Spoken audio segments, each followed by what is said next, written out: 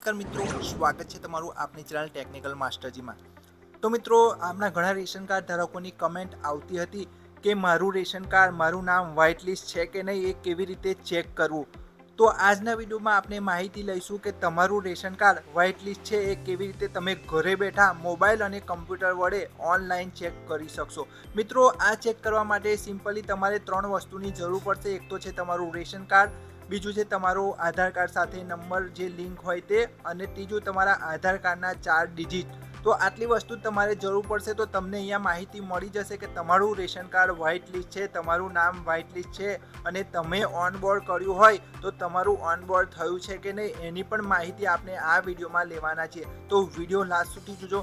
બીજું કે મિત્રો, ચેનલ પર નવા હોય તો ચેનલને સબસ્ક્રાઇબ કરી લો, જેથી કરીને તમને નવા વિડીયોની માહિતી એક ક્લિકમાં મળી જાય। તો ચાલો મિત્રો, આપણે વિડીયોની શરૂઆત કરીએ। તો સૌથી પહેલાં આપણે કોઈ પણ બ્રાઉઝર ઓપન કરી લેવાનું છે। અહીંયા હું ક્રોમ બ્રાઉઝર ઓપન કરું છું। ઓકે, ત્યાં આપણે અહીંયા ટાઈપ કરીશું સર્ચ બોક્સમાં FPS હેલ્પ ગુજરાત। ઓકે મિત્રો, આ ટાઈપ કર્યા બાદ તમારે સિમ્પલી એન્ટર લગાવી લેવાનું છે। એન્ટર લગાવ્યા બાદ તમે અહીંયા જોશો કે એક FPS હેલ્પ ગુજરાત.in ની આપણી સાઇટ છે, happy to help you. Okay, એને તમારે સિમ્પલી ઓપન કરી લેવાની છે।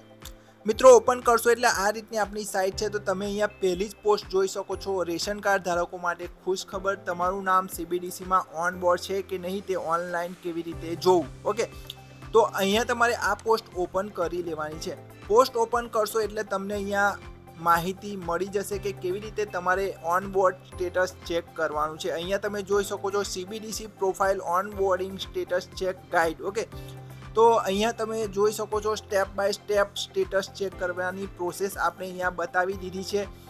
તો અહીંયા તમારે ઓફિશિયલ લિંક પર ક્લિક કરી ration card number, mobile number અને આધાર કાર્ડના 4 ડિજિટ વડે તમારે તમારું ઓનબોર્ડિંગ અને વ્હાઇટ લિસ્ટિંગ ચેક કરવાનું છે। તો સિમ્પલી આપણે ઓફિશિયલ સાઇટની લિંક અહીંયા મૂકી દીધી છે। સિમ્પલી તમારે એના પર ક્લિક કરવાનું છે। ક્લિક કરશો એટલે આ રીતની કઈ લિંક ઓપન થશે। ઓકે, અહીંયા તમારે CBDC પ્રોફાઇલ છે। ઓકે, તો અહીંયા તમારે સૌથી પહેલાં તમારું જે રેશન કાર્ડ નંબર છે એ એન્ટર કરવાનો છે।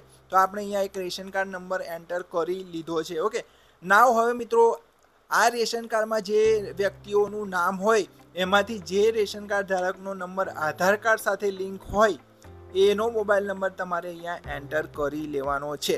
તો જે તમારું રેશન કાર્ડ છે, જો તમારું નામ હોય તો તમારો અહીંયા આધાર કાર્ડ સાથે નંબર જે લિંક હોય એ અહીંયા લખી લેવાનો છે। ઓકે, તો આપણે લખી લીધો છે।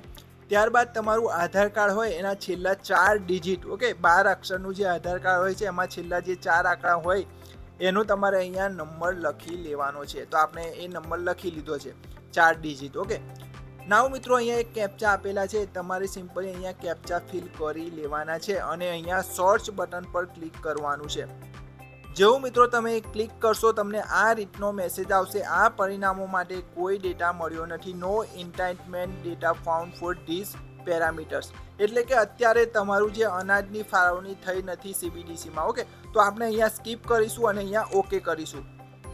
ત્યારબાદ અહીંયા તમે રિઝલ્ટમાં જોશો, અહીંયા CBDC પ્રોફાઇલમાં, તો અહીંયા જે રેશન કાર્ડ નંબર છે પછી જે બેનિફિશિયરી હશે એનું નામ અહીંયા દેખાશે। ઓકે, એના નામની બાદ મોબાઈલ નંબર અને આધાર કાર્ડ નંબરના જે છેલ્લા 4 અક્ષર છે એ દેખાશે।